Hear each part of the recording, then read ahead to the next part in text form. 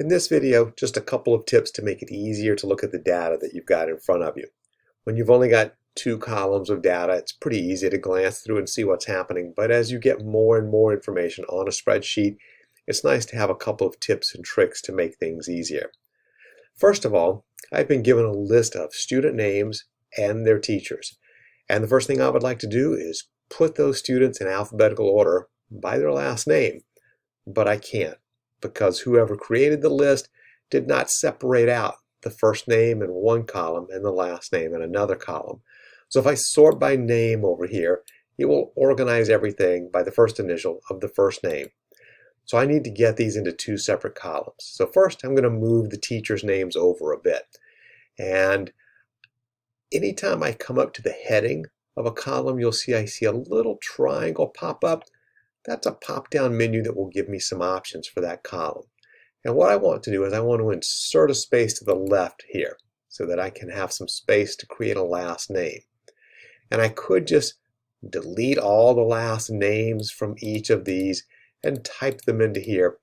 That's going to take a while. So I'm going to do it automatically. But to do that, I'm going to move this over one more column.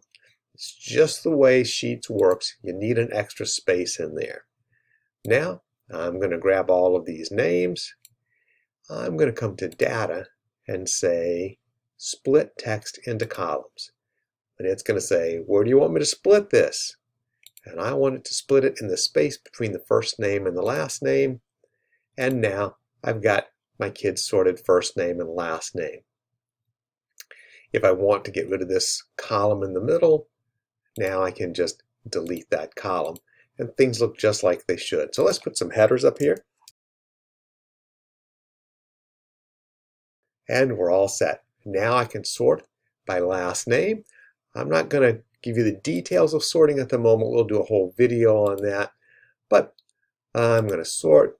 My data has column headers. I'm going to sort by the last name.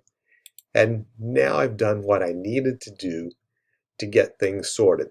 So splitting text, first names and last names, into separate columns gives you a huge advantage when it comes time to sort data, and it's nice to know you have a shortcut to make that happen. Now, I've got sheet 2 and sheet 3 all set with the same kind of information, just added some numbers. So I'm going to come over here and let's say this represents their grade average. And I need to do a little work here to see that. First of all, if I start scrolling down, you'll notice that the column headers just go away. And I don't want that, because as I get multiple numbers spread out here in other columns, I need to know what's in each column. So let's freeze that top row. Come under View, Freeze, one row. That's all it takes. Now those headers are not going to go away. I could do the same if I had lots of data out to the side. Oh, now which kid am I talking about? I can freeze two columns, and now the kids' names stay in place and I know which grade goes with which kid. So it's easy to freeze those in place. But what if I want a quick reference? Which kids are really struggling? Let's take this column and we're going to do something called conditional formatting. So I'm going to come up to Formatting, to Conditional Formatting, and what I want is for those selected cells, if the text says less than 80, let's make that kind of a red number. Should be less than 80. There we go. Done. And now, as I scroll through, I can quickly see which kids are struggling. It highlights that for me. If Lebsak Salima, or Salima Lebsak, turns in a great grade and his goes up to a 90, then the formatting automatically goes away. It will continue to prompt me as kids improve their grades. I can see who's still struggling and who's doing okay. I could do the same kind of thing if it was permission slips. Who hasn't turned in a permission slip yet? Let's select the column. Let's go to Formatting, Conditional Formatting.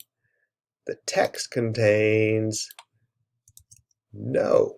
If they haven't turned it in yet, let's highlight that. Done. And now I can see who's missing their permission slip for the big field trip. So, locking things in place, your top row and your left columns, being able to split information into separate columns, being able to do a little conditional formatting. These are all things that just make it easier for you as you scroll through your data to find what it is that you need to see.